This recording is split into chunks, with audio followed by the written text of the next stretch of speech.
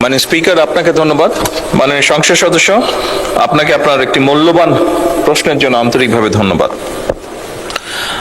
Speaker, আমাদের মহান মুক্তিযুদ্ধের সময় অগণিত মানুষ গণহত্যার শিকার হয়েছেন, কিন্তু আনফরচুনেট বিষয় হচ্ছে দেশ স্বাধীনের পরে যাদের দায়িত্ব ছিল একটি নিরপেক্ষ পূর্ণাঙ্গ তালিকা তৈরি করার, মুক্তিযুদ্ধে কারা শহীদ হয়েছেন, এই সঠিক এবং পূর্ণাঙ্গ তালিকাটা তারা সেই সময় তৈরি করেনি, বরং এটিকে তালিকা তৈরি করতে গিয়ে সেখানে তারা রাজনীতি টেনে নিয়ে এসেছিল। অথচ এই মানুষগুলোর আত্মত্যাগের বিনিময়ে আমরা অর্জন করেছিলাম আমাদের কাঙ্ক্ষিত স্বাধীনতা। বিষয়টির গুরুত্ব অনুধাবন করে বর্তমান সরকার নির্বাচনী ইশতেহারে নিবিড় গবেষণার ভিত্তিতে মুক্তিযুদ্ধের শহীদদের একটি পূর্ণাঙ্গ তালিকা প্রণয়নের অঙ্গীকার ব্যক্ত করেছে। উক্ত অঙ্গীকার বাস্তবায়নের লক্ষ্যে প্রয়োজনীয় কার্যক্রম গ্রহণের জন্য এরই ভিতর মুক্তিযুদ্ধ বিষয়ক মন্ত্রণালয় বিভিন্ন উদ্যোগ গ্রহণও করেছে। এর মধ্যে রয়েছেন স্পিকার, এর মধ্যে রয়েছে মুক্তিযুদ্ধ বিষয়ক গবেষকদের নিয়ে বিশেষজ্ঞ সভা আয়োজন, বিভিন্ন অংশীজনদের সঙ্গে ধারাবাহিক আলোচনার মাধ্যমে একটি বিস্তারিত এবং বাস্তবসম্মত কর্ম পরিকল্পনা প্রণয়ন এবং অবশ্যই তার ভিত্তিতে কার্যক্রম গ্রহণ। এই ধরনের উদ্যোগ বাস্তবায়নের মাধ্যমে গণহত্যার শিকার এবং সকল শহীদদের একটি নির্ভুল ও গ্রহণযোগ্য তালিকা প্রণয়ন এবং তাদের আত্মত্যাগের যথাযোগ্য স্বীকৃতি ও মর্যাদা প্রদান করা সম্ভব হবে বলে আমরা মনে করি। স্পিকার, ধন্যবাদ। আপনাকে ধন্যবাদ মাননীয় প্রধানমন্ত্রী। মাননীয় সদস্য জনাব মোহাম্মদ রুহুল আমিন দুলাল একটি সম্পূরক প্রশ্ন করতে পারেন। প্লিজ প্রশ্ন করবেন সরাসরি। মাননীয় স্পিকার, আপনাকে ধন্যবাদ। বিষয়টি যে মুক্তিযুদ্ধের বিষয়ে পোস্টের বাইরে কিছু করারও সুযোগ নেই। মাননীয় স্পিকার, আমার মাননীয় প্রধানমন্ত্রী মহোদয়ের কাছে প্রশ্ন, এই বাংলাদেশে অনেক ভুয়া মুক্তিযোদ্ধা আছে। আওয়ামী লীগের কর্মীদেরকে পুনর্বাসন করছে এই আওয়ামী লীগ সরকার, তাদেরকে মুক্তিযোদ্ধা হিসেবে নিয়োগ দিয়ে মাসে 20,000 টাকা ভাতা পায়। আমার মাননীয় প্রধানমন্ত্রী মহোদয়ের কাছে প্রশ্ন, এই ভুয়া মুক্তিযোদ্ধাদেরকে যাচাই বাছাই কমিটি করে ছাঁটাই করা হবে কিনা, এবং এই ভুয়া মুক্তিযোদ্ধাদের যদি যাচাই বাছাই করার জন্য ছাঁটাই কমিটি করা হয়, তাইলে সেখানে যেন মাননীয় সংসদ সদস্যদেরকে অন্তর্ভুক্ত করা হয় উপদেষ্টা হিসাবে। মাননীয় স্পিকার, আপনাকে ধন্যবাদ। ধন্যবাদ মাননীয় সদস্য। মাননীয় প্রধানমন্ত্রী। স্পিকার, আমার মনে হয় আপনার মাধ্যমে আমি মাননীয় সংসদ সদস্যকে বলতে চাই, খুব সম্ভবত আপনি যা বললেন এটা বোধহয় প্রবাবলি একটা স্টেটমেন্ট হয়েছে, ঠিক প্রশ্ন মনে হয়নি। তারপরেও আমি বলতে চাই, আমি মনে হয় আপনি মূল যে প্রশ্নটি করেছিলেন সেখানে প্রথমেই আমি বলেছি, দেশ স্বাধীনের পরে যাদের দায়িত্ব ছিল সঠিক শহীদদের, মুক্তিযোদ্ধাদের লিস্ট প্রণয়ন করা, তারা সেটিকে রাজনৈতিকভাবে উপস্থাপন করেছে, তারা নিরপেক্ষভাবে সঠিকভাবে তারা করেনি।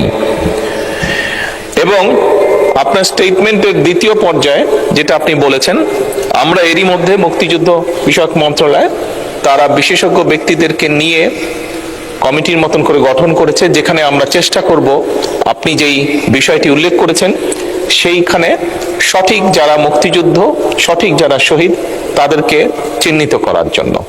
ধন্যবাদ স্পিকার। ধন্যবাদ মাননীয় প্রধানমন্ত্রী। আমরা একটা সম্পূরক প্রশ্ন নিচ্ছি। কুড়িগ্রাম 1 আসন থেকে নির্বাচিত মাননীয় সদস্য মোহাম্মদ আনোয়ারুল ইসলাম, দয়া করে প্রশ্ন করবেন। ধন্যবাদ আপনাকে। আসসালামু আলাইকুম ওয়া রাহমাতুল্লাহ। মাননীয় স্পিকার, আপনাকে ধন্যবাদ।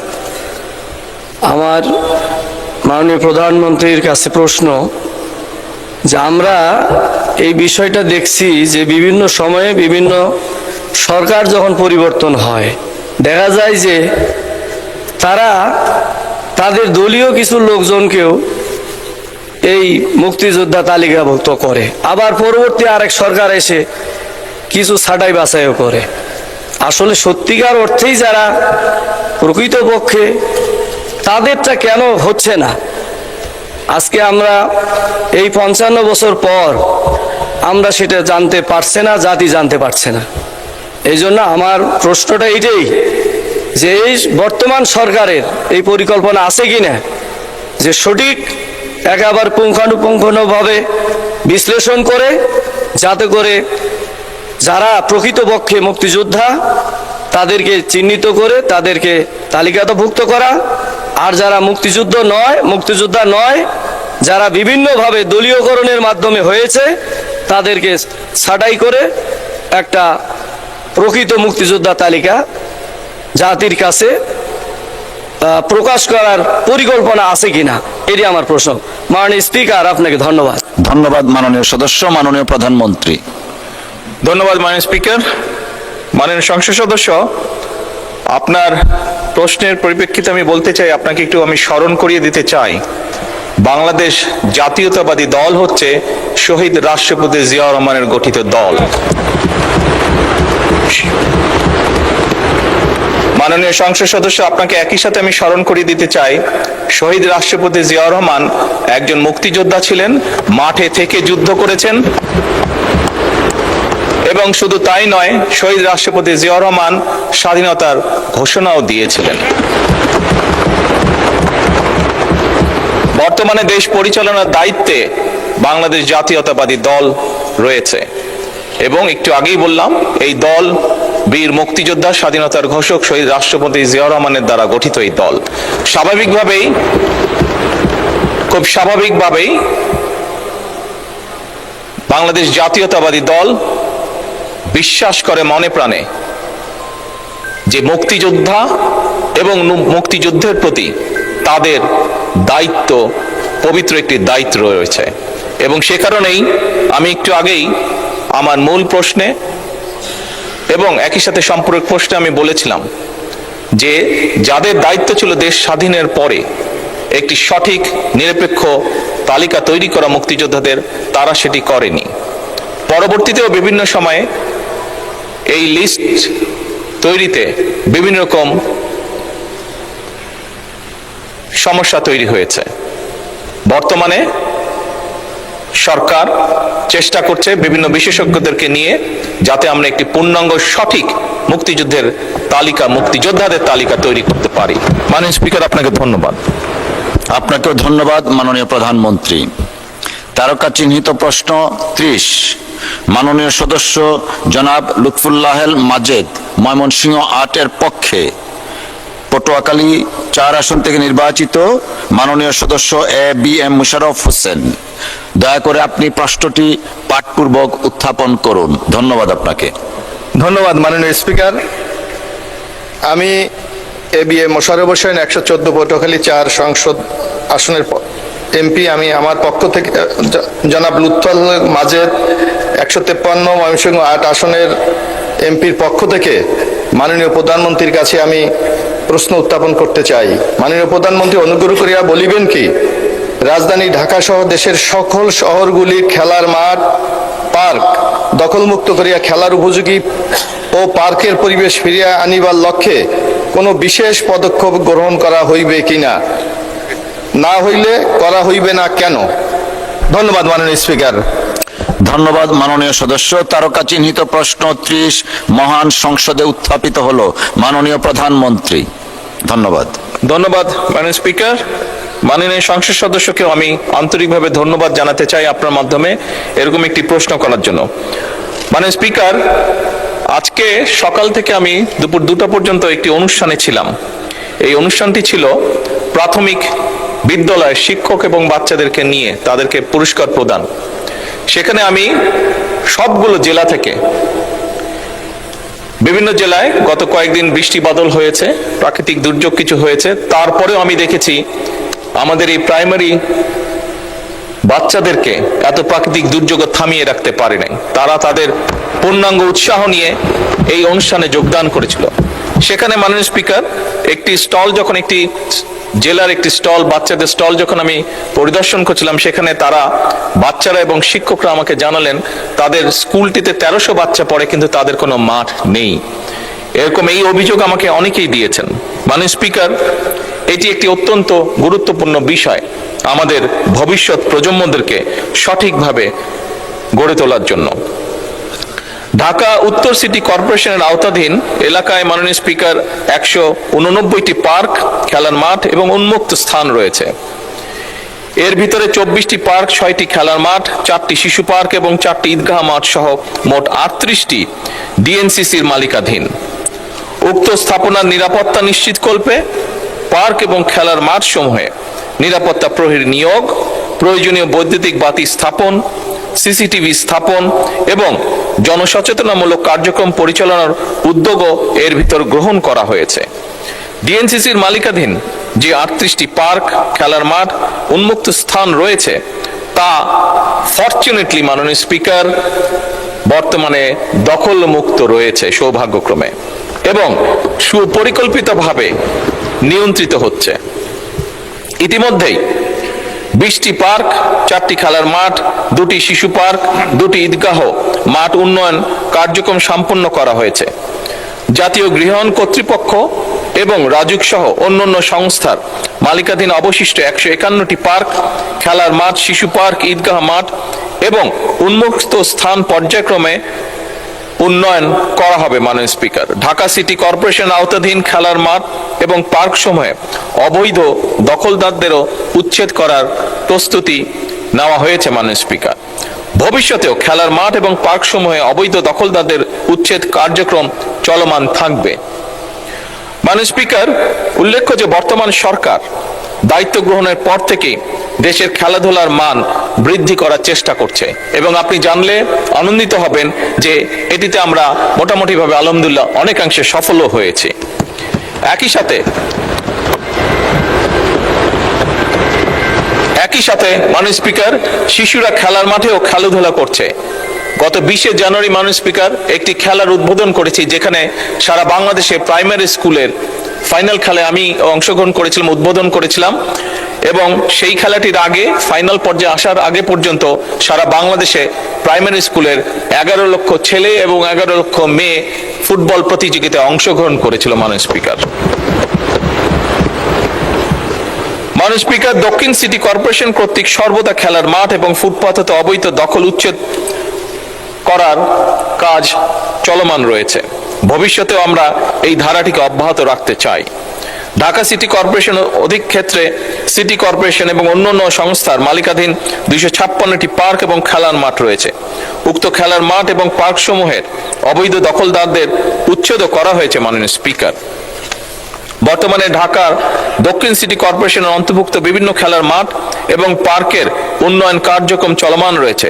এর ভিতরে 35 নম্বর ওয়ার্ডস্থ Manitola park, Shaheed Motiur Rahman park, Gulistan park, Motijheel park, Nawabganj park, Osmani উদ্যান, যাত্রাবাড়ি শিশু পার্ক, ইসলামবাগ বশিরউদ্দিন পার্ক, শাহবাগ শিশু পার্ক, হাজী আব্দুল আলিম খেলার মাঠ, রসুলবাগ পার্ক খেলার মাঠ, জোড়পুকুর খেলার মাঠ, বাসাবো খেলার মাঠ, সাদেক হোসেন খোকা খেলার মাঠ, দক্ষিণ গোড়ান সুলতান ভুইয়া ঝিলপাড়া খেলার মাঠ, বাসাবো বালুর মাঠ, দক্ষিণ বাসাবো গজমহল শিশু পার্ক, হাজিরবাগ পার্ক, আলিমগড় খেলার মাঠ ইত্যাদি উল্লেখযোগ্য।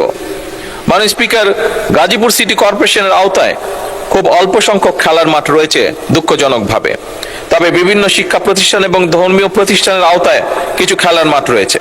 উক্ত মাঠসমূহ রক্ষণাবেক্ষণের জন্য সিটি কর্পোরেশন কিছু আর্থিক বরাদ্দ এবং উন্নয়ন কার্যক্রম পরিচালনা করা হচ্ছে।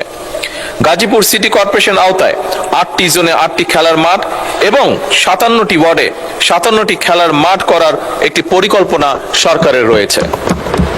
মাননীয় স্পিকার, এছাড়া ময়মনসিংহ, বরিশাল সিটি কর্পোরেশন সহ অন্যান্য সিটি কর্পোরেশনগুলোর খেলার মাঠ এবং পার্ক দখলমুক্ত করে খেলার উপযোগী এবং পার্কের পরিবেশ ফিরিয়ে আনার কার্যক্রম চলমান রয়েছে। ধন্যবাদ মাননীয় স্পিকার। আপনাকে ধন্যবাদ মাননীয় প্রধানমন্ত্রী। মাননীয় সদস্য একটি সম্পূরক প্রশ্ন করতে পারেন। প্রশ্ন প্লিজ। আমি ধন্যবাদ জানাচ্ছি আমাদের মাননীয় প্রধানমন্ত্রীকে যে আগামী দিনে একটি সুস্থ প্রজন্ম গড়ে তোলার জন্য উনি যে পদক্ষেপ নিচ্ছে, আমি মনে করি বাংলাদেশের জন্য একটা ইতিবাচক পরিবর্তন বয়ে নিয়ে আসবে।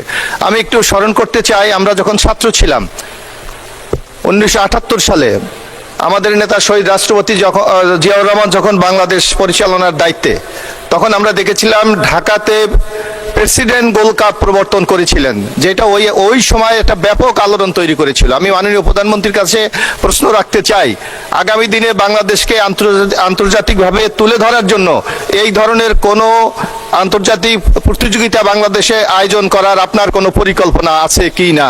ধন্যবাদ মাননীয় স্পিকার। ধন্যবাদ মাননীয় সদস্য, মাননীয় প্রধানমন্ত্রী। ধন্যবাদ মাননীয় স্পিকার, ধন্যবাদ মাননীয় সংসদ সদস্য। প্রেসিডেন্ট গোল্ড কাপ আপনি যেটা বললেন, আপনার এই কথার পরিপ্রেক্ষিতে অবশ্যই আমরা বিষয়টি আলোচনা করে আমরা উদ্যোগ গ্রহণ করতে পারি। তবে আপনার জ্ঞাতার্থে আমি জানাতে চাই, মাননীয় স্পিকার, পুরো সংসদকে আমি জানাতে চাই, একটু আগে যেই কথাটি আমি বলেছি যে গত কিছুদিন আগে প্রাইমারি স্কুল লেভেলে বাচ্চাদের ছেলে এবং মেয়ে উভয়ে একটি ফুটবল ম্যাচ অনুষ্ঠিত হয়েছে, যেটি প্রায় 22 লক্ষ বাচ্চা অংশগ্রহণ করেছে। ইনশাল্লাহ আগামী বছর থেকে প্রাইমারি স্কুলের বাচ্চাদের জন্য আমরা প্রাইম মিনিস্টার্স গোল্ড কাপ শুরু করতে যাচ্ছি। এটি প্রাইমারি স্কুল এবং পর্যায়ক্রমিকভাবে আমরা সেকেন্ডারি স্কুলেও ইনশাল্লাহ এটিকে নিয়ে যাব। এইটি মোটামুটি সিদ্ধান্ত হয়েছে। মাননীয় স্পিকার, ধন্যবাদ আপনাকে। ধন্যবাদ মাননীয় প্রধানমন্ত্রী। আমরা একটা সম্পূরক প্রশ্ন নিচ্ছি কুমিল্লা 4 আসন থেকে নির্বাচিত মাননীয় সদস্য মোহাম্মদ আবুল হাসনাত। দয়া করে প্রশ্ন করবেন। ধন্যবাদ। ধন্যবাদ মাননীয় স্পিকার। আমাকে মাইক দিয়ে দিস। ধন্যবাদ মাননীয় speaker.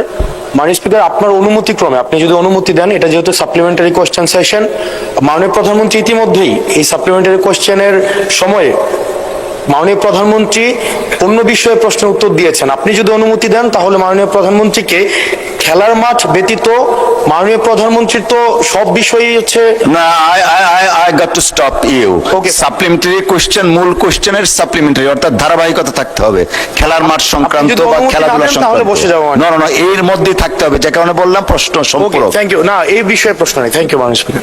You are very welcome. So আমরা যেহেতু উনি ডিক্লাইন করলেন,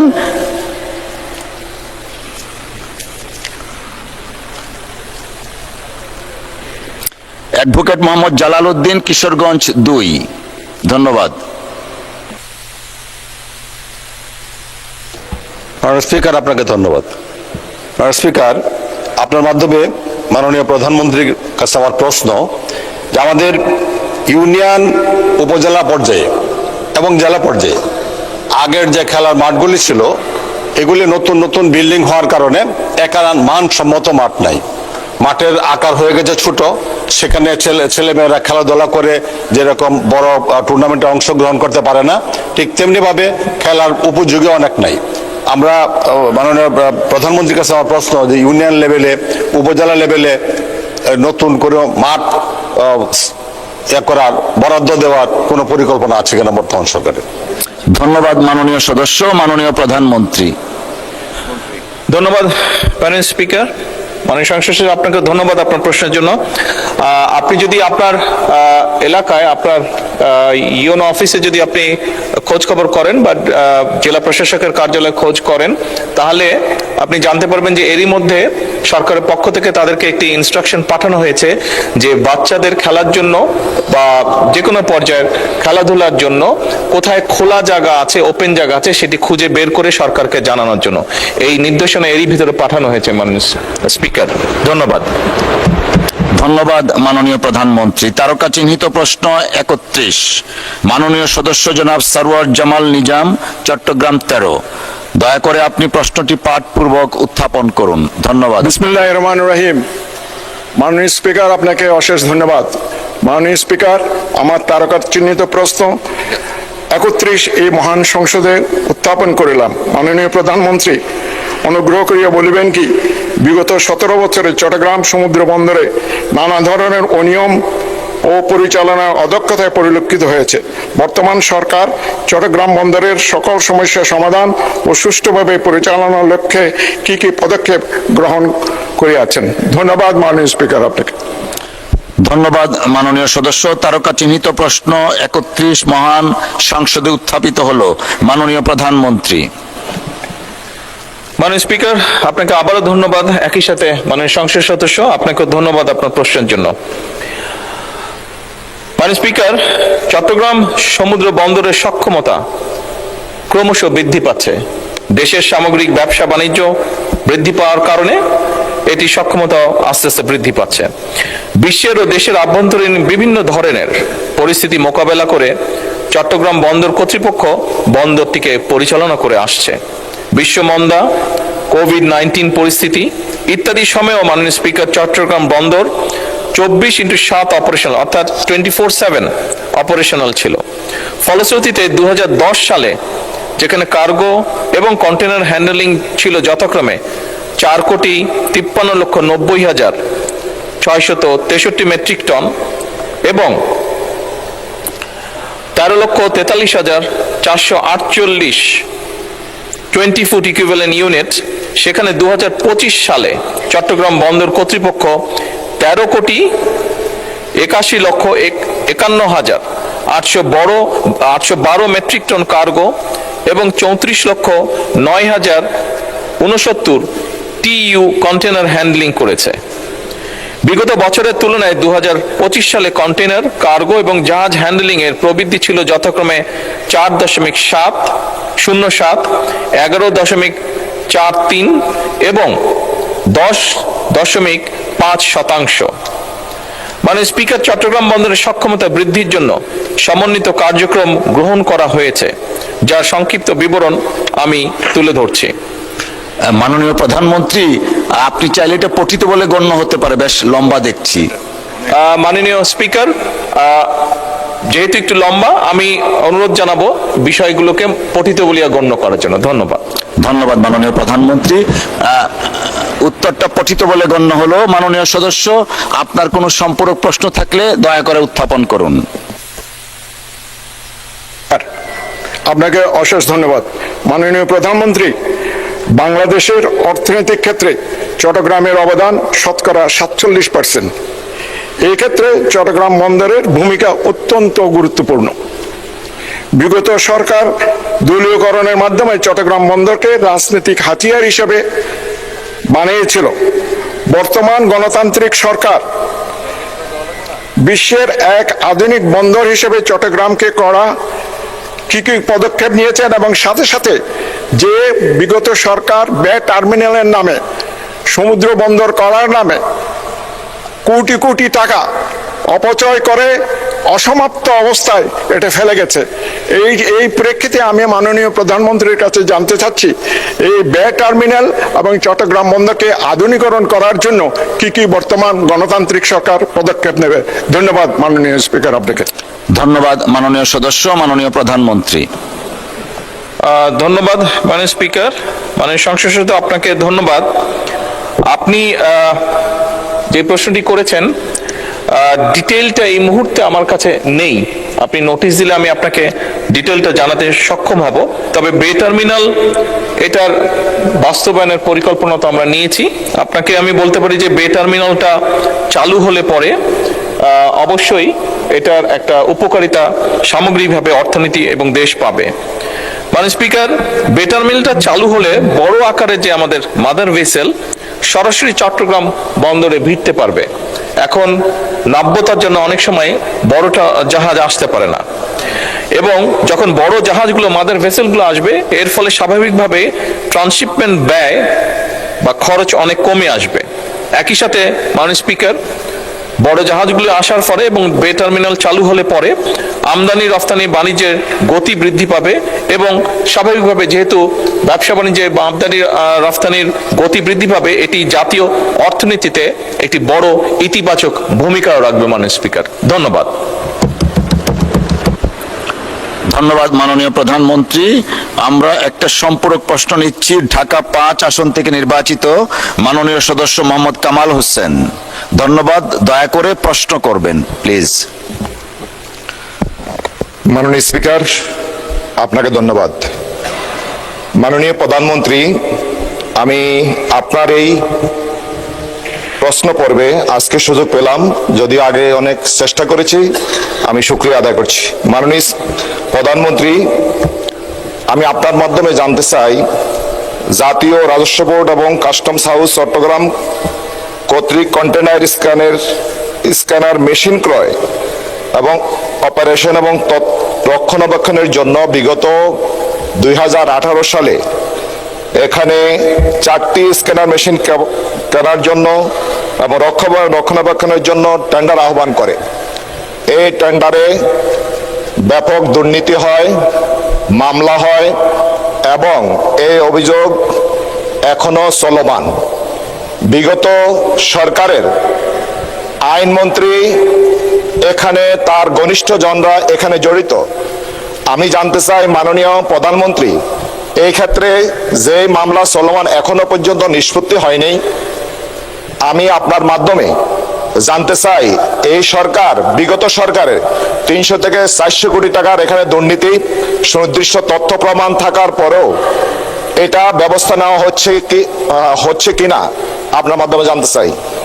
মাননীয় স্পিকার, আপনাকে ধন্যবাদ। ধন্যবাদ মাননীয় সদস্য, মাননীয় প্রধানমন্ত্রী। ধন্যবাদ মাননীয় স্পিকার এবং ধন্যবাদ মাননীয় সংসদ সদস্য আপনার প্রশ্নের জন্য। মাননীয় সংসদ সদস্য, আপনার জ্ঞাতার্থে মাননীয় স্পিকারের মাধ্যমে আপনাকে জানাতে চাই যে চট্টগ্রাম বন্দরটি এতে দেশের সম্পদ এবং এটি একটি রাষ্ট্রীয় সম্পদ, জনগণের সম্পদ। এখানে কোনো কাজ করতে গিয়ে যদি দুর্নীতি হয়ে থাকে, সেটি যখনই হয়ে থাকুক না কেন, অবশ্যই দেশের আইন অনুযায়ী যারা এর জন্য রেসপন্সিবল তাদের বিচার অবশ্যই হবে। এবং একই সাথে আমাদের সরকারের প্রচেষ্টা থাকবে যে কোনো জায়গায় রাষ্ট্রীয় সম্পদের অপচয় যেন না হয়, এবং একই সাথে আমাদের প্রচেষ্টা থাকবে যে দুর্নীতি মুক্ত একটি পরিবেশ পর্যায়ক্রমিকভাবে গড়ে তোলা। ধন্যবাদ মাননীয় স্পিকার। আপনাকেও ধন্যবাদ মাননীয় প্রধানমন্ত্রী। মাননীয় সদস্যবৃন্দ, মাননীয় প্রধানমন্ত্রীর জন্য নির্ধারিত প্রশ্ন জিজ্ঞাসা ও উত্তর পর্ব এখানে শেষ হলো। দেশবাসীর দোয়া চাই, সহযোগিতা চাই। বাংলাদেশ থেকে এই ফ্যাসিবাদকে মুক্ত করা যায় তার নেতৃত্বে কাজ করেছি। এখনো পর্যন্ত বাংলাদেশের বর্তমান মাননীয় প্রধানমন্ত্রী তিনি আমার উপরে অনাস্থা স্থাপন করবেন এরকম কোনো কাজ করি নাই। আজকে শহীদ প্রেসিডেন্ট জিয়াউর রহমান, দেশনেত্রী বেগম খালেদা জিয়া, তাদের দুজনের সমাধিস্থলে শ্রদ্ধা নিবেদন করা হয়েছে, একই সাথে দোয়া মোনাজাত করা হয়েছে। আপনারা জানেন যে আজকে আপনারা সকলেই জানার কথা যে গতকাল বাংলাদেশের মাননীয় প্রধানমন্ত্রী, বিএনপির মাননীয় চেয়ারম্যান আমাকে তার রাজনৈতিক সহকারী হিসেবে আমার উপর আস্থা এবং বিশ্বাস রেখে দায়িত্ব অর্পণ করেছেন। দেশ জুড়ে যে কোনো কেনাকাটায় 10,000 টাকার বেশি অফার, তাই পেমেন্ট মানে বিকাশ। আমি বাংলাদেশের মাননীয় প্রধানমন্ত্রীর সাথে শেখ হাসিনা ফ্যাসিবাদের আমল থেকেই কিভাবে বাংলাদেশ থেকে এই ফ্যাসিবাদকে মুক্ত করা যায় তার নেতৃত্বে কাজ করেছি। তার সাথে আমার ব্যক্তিগত পর্যায়ে এবং দলীয় পর্যায়ে সম্পর্ক ছিল, এবং তার নির্দেশনা মেনেই 2022 সাল থেকে যুগপৎ আন্দোলন, এক দফার আন্দোলন এবং পরবর্তীতে ছাত্র গণ অভ্যুত্থানে আমার জায়গা থেকে একজন রাজনৈতিক কর্মী হিসেবে আমি ভূমিকা রেখেছি। যেহেতু 2018 সালের কোটা সংস্কার আন্দোলনে আমি এবং বিএনপি সরকারের মাননীয় প্রতিমন্ত্রী জনাব নুরুল হক নূর আমরা সেই আন্দোলনে নেতৃত্ব দিয়েছিলাম। সুতরাং যখন 24 সালে আবারও হাইকোর্টের একটি রায়ের মাধ্যমে কোটা ফিরে আসে, তখন কোটা আন্দোলনকে শুধুমাত্র কোটা সংস্কার আন্দোলনের মধ্যেই সীমাবদ্ধ না রেখে এই আন্দোলনকে রাষ্ট্র সংস্কার আন্দোলনে পরিণত করার জন্য আমাদের জায়গা থেকে আমরা ভূমিকা রেখেছি।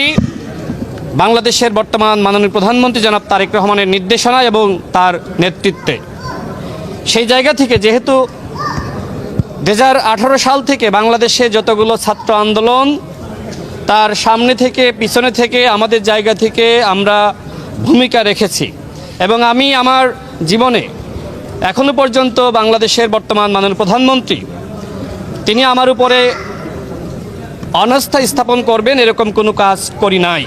আমি দেশবাসীর কাছে দোয়া চাই যাতে করে বাংলাদেশের এই মহান নেতা বাংলাদেশের পুনর্গঠন এবং পরিবর্তনের জন্য যিনি কাজ করে যাচ্ছেন সেই মাননীয় প্রধানমন্ত্রীর আস্থা এবং বিশ্বাস যাতে আমি ধরে রাখতে পারি এবং জাতীয়তাবাদের রাজনীতিকে আরও বেশি সমৃদ্ধ করতে পারি। যে রাজনৈতিক দায়িত্ব তিনি আমার উপর দিয়েছেন সেই দায়িত্ব যথাযথভাবে যাতে পালন করতে পারি এই জন্য আমি দেশবাসীর দোয়া চাই।